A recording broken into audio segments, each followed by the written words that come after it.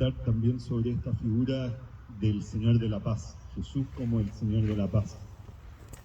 En una de sus catequesis, el Papa Francisco propuso al profeta Elías como uno de los personajes más interesantes de la Sagrada Escritura. ¿Y por qué decía el Papa Francisco que Elías es tan interesante?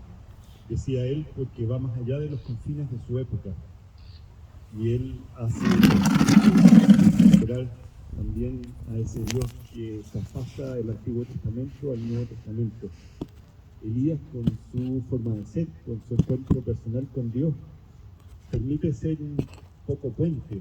Es muy bonito cuando Jesús habla de Juan el Bautista, también lo compara con Elías. Juan el Bautista en teología es conocido como la bisagra. Juan es el último de los profetas y a la muerte de Juan comienza, cuando él es decapitado, comienza el Evangelio, comienza la vida pública de Jesús. Y para el Papa Francisco, dice Elías, con esta forma personal de encontrarse con Dios, con este aprender a hablar con Dios cara a cara, en esa suave brisa, en el Dios de lo pequeño, permite pasar de ese Dios de Israel, el Dios de los ejércitos, el Dios de la guerra, el Dios de la independencia, a ese Dios que es persona, a ese Dios que se hace cara, que se hace rostro, que se hace rostro frente a mí, con el cual yo quiero aprender a conversar. Elías también aparece en el Nuevo Testamento en la Transfiguración, cuando Jesús sube al monte y en el monte se transfigura, se aparecen Moisés y Elías. Moisés representa la ley, Elías representa a los profetas, aquellos que son capaces de anunciar lo que todavía no ha sucedido. Y en ese sentido, es para nosotros también esta experiencia de Elías, también una experiencia de Dios. Y Elías conoció un progreso. Si leemos el primer libro de los Reyes, los capítulos anteriores, nos damos cuenta que esta experiencia de la suave brisa es el culmen de la vida de Elías. No es que se haya levantado un día y Dios le haya dicho, escúchame en la suave brisa, y haya sucedido como por obra de magia. Elías tuvo que hacer todo un proceso de superar sus miedos, superar sus limitaciones, superar el no querer profetizar. En general, ninguno de los profetas quería ser profeta. Era un poquito a tropezones y con un poquito de presión de parte de Dios a profetizar. No era una pega fácil, no era una pega muy agradable. Generalmente los profetas nunca terminaban muy bien, pero Elías tiene que hacer todo un proceso hasta poder encontrar la suave brisa. Esta experiencia del monte Oreb, podríamos decir, es la cima de la vida de Elías. Por eso,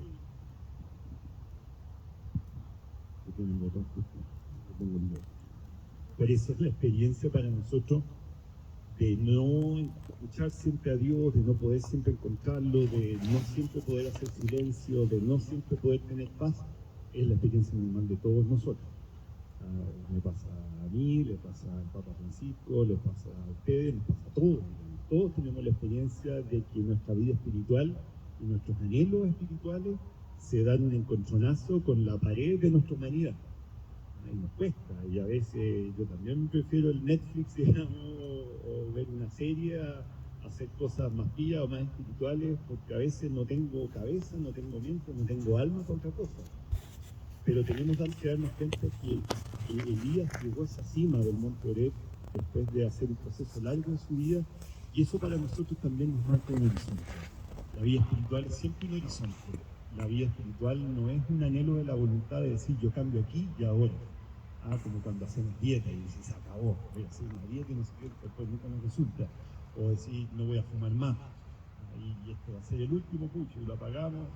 No dura 3-4 días, después estamos fumando de nuevo, que si yo, con las distintas cosas que hemos decidido dejar o cambiar con fuerza de voluntad. Y claramente no funciona con fuerza de voluntad. No porque yo quiera hacer dieta o dejar de fumar o dejar de, no sé, o perdonar a alguien o mejorar mi matrimonio o llevarme, no es que yo lo decrete, como dicen, yo lo decreto, no funciona así, sino que tenemos que hacer el camino tedioso, lento, de hacer un proceso hacia ese horizonte que es Dios. Y tenemos que tener conciencia de que ese horizonte termina siempre en el cielo. había un padre de mi comunidad, un padre mayor, y ya falleció, decía: santos en el cielo, honor y gloria; santos en la tierra, ocho.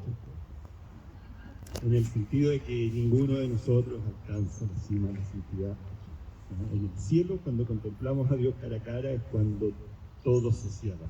En la tierra siempre estamos incompletos. Este es siempre un peregrinar, este es siempre un caminar. Por eso el Monte Oreb, donde Elías escucha la brisa suave, es un camino para todos nosotros. No nos desesperemos, no perdamos la fe, no perdamos la esperanza, no perdamos la tranquilidad. Y es en ese sentido que Elías también va caminando hacia la transfiguración, hacia el encuentro con Jesús. Podríamos decir que del Monte Oreb, Elías está preparándose también para esa transfiguración, donde él aparece en el Nuevo Testamento junto a Moisés, dándose cuenta de que la suave brisa era una persona. No era simplemente el viento, no era simplemente como una sensación o una emoción de sentirme cobijado, calentito, tranquilo, sino que la suave brisa era alguien. Y esa suave brisa era Jesús. Y Jesús es entonces el que viene, como decíamos con este evangelio, que se hace vida a darnos verdaderamente la paz. Y aquí hice la tarea, no como en la primera charla, busqué la cita, Juan 14, 27. El Evangelio de Juan, capítulo 14, versículo 27, cuando Dios da el regalo central del Evangelio, que es el don de la paz. Y dice: la paz os dejo, mi paz os doy. Yo no os la doy como el mundo la da. No se turbe vuestro corazón, no tengan miedo. Y es en ese sentido que mi paz les dejo, mi paz les doy, no como la dan el mundo. Y es en ese sentido que queremos retornar el tema de la paz con el Dios en lo pequeño, de aprender a vivir en un mundo que se encuentra en continua incertidumbre. Nosotros hoy estamos un poco sobrepasados por la vida y decir: ¿qué pasó? ¿En qué momento, digamos, llegamos a esta vida donde estamos en pandemia, que estamos en guerra, que escribimos constituciones, que estamos con cambios tan fuertes, tan grandes, pero el mundo siempre ha sido así? Yo pensaba, no sé, a la gente que le tocó las guerras mundiales, a la gente que le tocó la Gran Depresión del año 29, a la gente que le tocó aquí en Chile, no sé, la guerra civil del 91, deben haber dicho, mi abuela siempre decía: esto es como acabo del mundo, hijito. Y siempre era estas situaciones así difíciles, para ella eran acabo del mundo. Pero yo creo que el mundo está así desde que el mundo es mundo, desde que hay seres humanos viviendo en él. Por lo tanto, la paz es una paz que tiene algo también de apocalíptica, la paz que regala Jesús. Mi paz les dejo, mi paz les doy. La paz de Jesús no es que se acabe la guerra en Ucrania.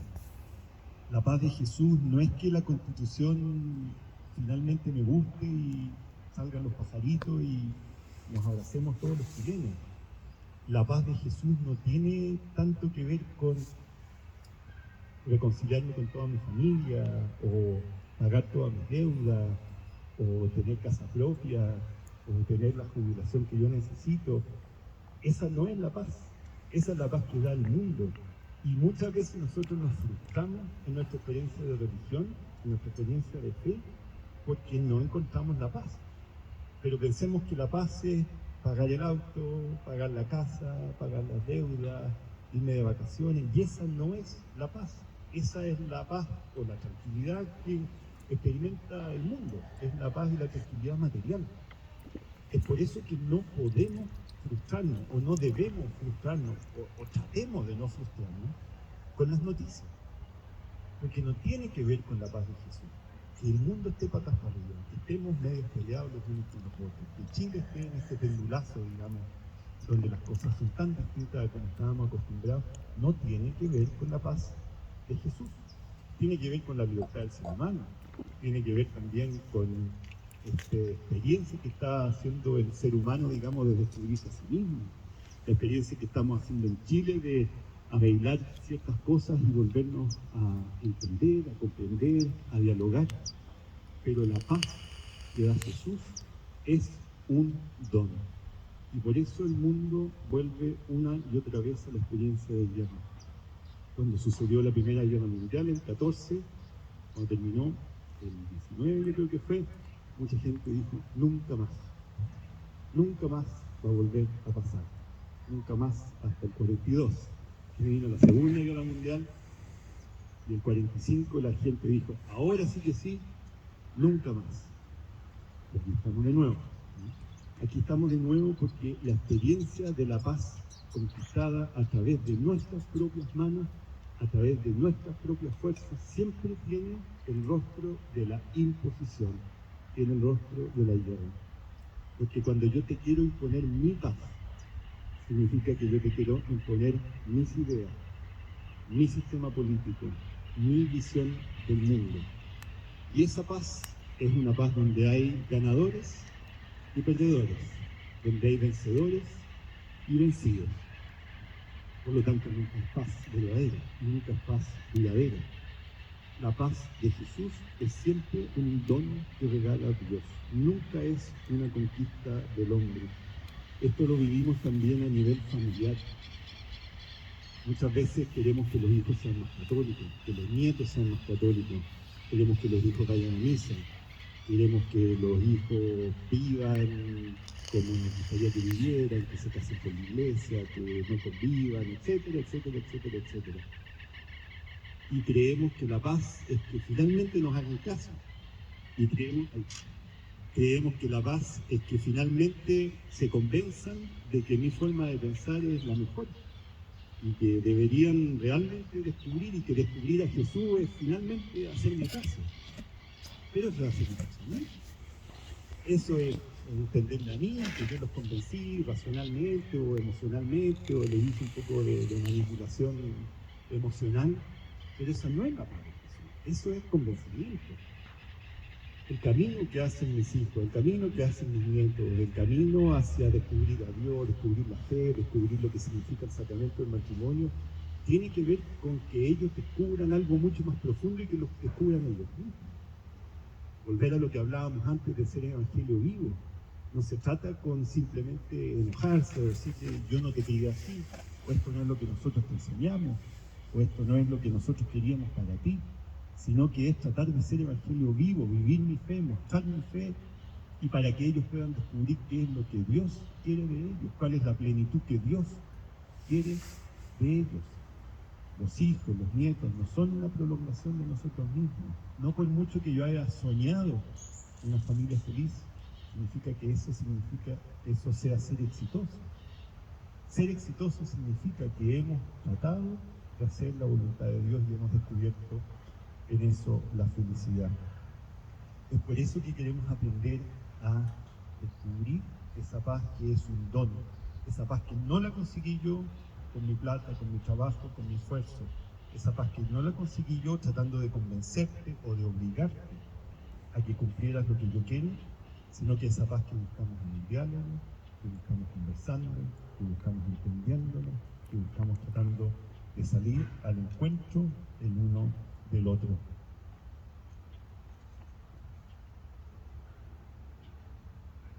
Y es por eso que Jesús nos enseña a actuar con una autoridad que es completamente distinta a la autoridad del mundo.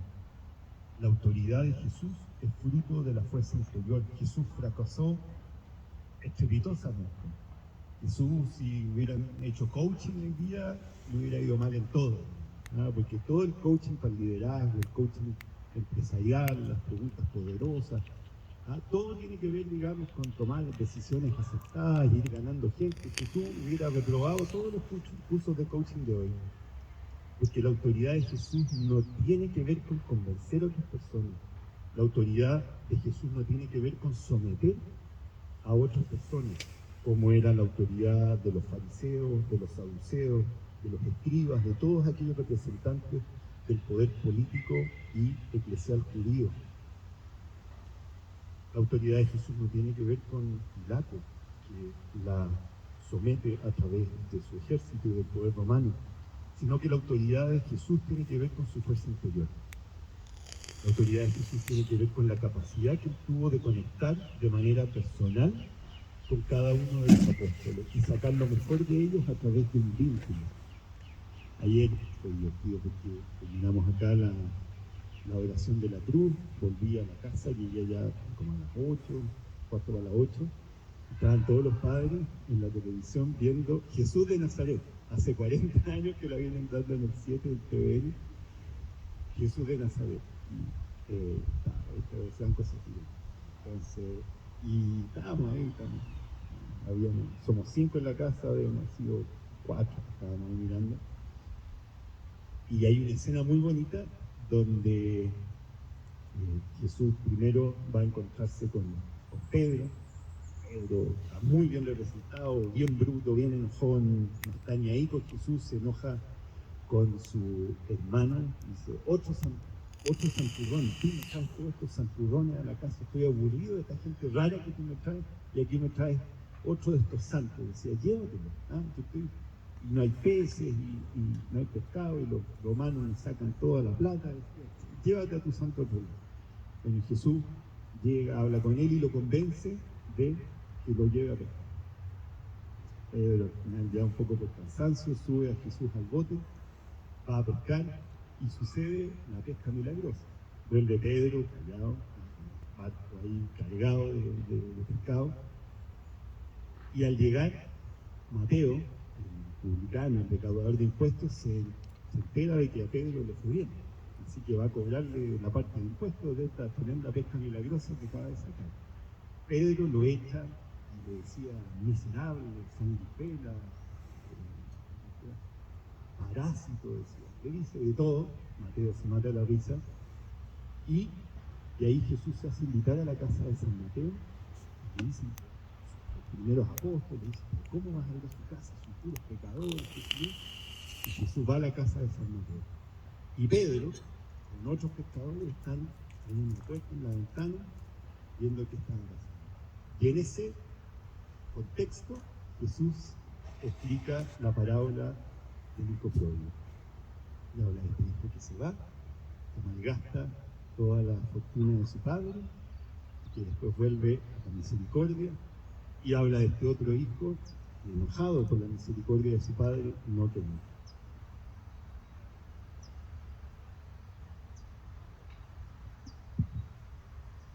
Cuando habla del hijo pródigo, mira a Mateo, que ha tirado su ser judío y su ser parte del pueblo por la ventana, y cuando habla del hijo mayor, que no quiere entrar, mira a Pedro. Y Pedro va y le pide perdón a Jesús, y le dice, Señor, Rabí, soy un estúpido, soy un tonto, le dice, perdón. Y Jesús le dice, no, y lo toma del brazo y lo pone frente a Mateo. Y ahí los dos se miran y termina la cena ahí dándose un abrazo Mateo con Pedro. Eso tiene que ver con la paz que nos da Jesús. Mi paz les dejo, mi paz les doy. Jesús no quería convencer a Mateo de que dejara de ser publicano, no quería convencer a Pedro de que siguiera el Evangelio. Jesús quiere hacernos dialogar. Jesús quiere sacar nuestro alma, nuestro corazón de nosotros mismos y llevarnos al encuentro del otro. Esa es la autoridad de Jesús. Y esa es la autoridad también que nosotros vamos a tener en nuestra vida. Nos desgastamos tanto peleando por el tema del aborto, nos desgastamos tanto peleando por el tema del matrimonio homosexual, nos desgastamos tanto peleando por una y otra cosa pensando que si convencemos de que no se pasen esas leyes, el mundo va a ser mejor, o el mundo va a cambiar. Y no se trata de eso. No se trata de que tengamos como Iglesia Católica tanto poder político que se hagan las cosas como nosotros queremos y que se pasen puras leyes católicas, sino que se trata de una autoridad distinta, que tengamos un corazón tan profundo, volvamos.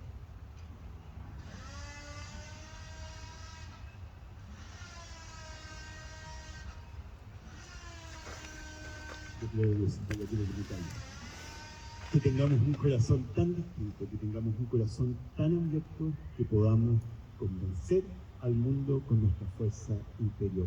Esa es la fuerza de Jesús, esa es la fuerza del Evangelio. Queremos hacer ahora entonces un segundo momento de meditación, un segundo momento de silencio que tiene que ver con la paz. Pensemos en lo que dice San Juan. La paz les dejo, mi paz les doy. ¿Dónde está el Señor queriendo regalarme paz en esta Semana Santa? ¿Dónde necesito paz?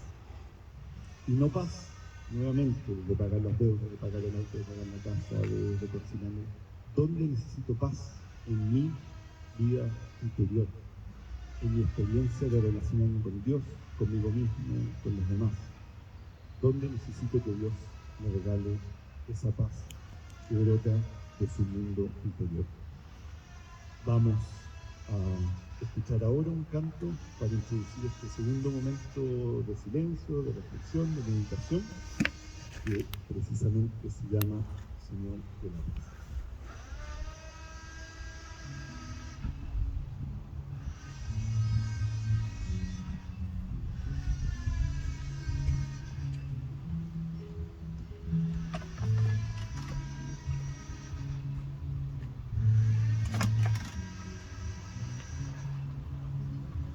Te alabamos, Señor de la paz. Tus palabras fortalecen nuestros sueños. Caminando uno más entre nosotros, no dejaste de mirarnos un momento, de animar el corazón a mirar hacia adelante. Tu justicia encarnada el desafío de luchar por nuevos tiempos. Te alabamos, Señor de la paz. Te alabamos, Señor de la paz, por ampliar lo que teníamos por cierto, por tu modo de amar entre nosotros, que hiciste en lo más hondo el fundamento de nuestra fraternidad, necesitada de impulso nuevo, trabajar por esa paz que no se acaba porque es tuya. Te alabamos, Señor de la paz. Te alabamos, Señor de la paz, por llamarnos al servicio de tu pueblo. Te quedaste para siempre con nosotros, compartiendo en cada hermano tu reflejo. Confesar la novedad, dar la vida por tu reino, anunciar con nuestro amor tu elección por los pequeños. La alabamos, Señor de la paz.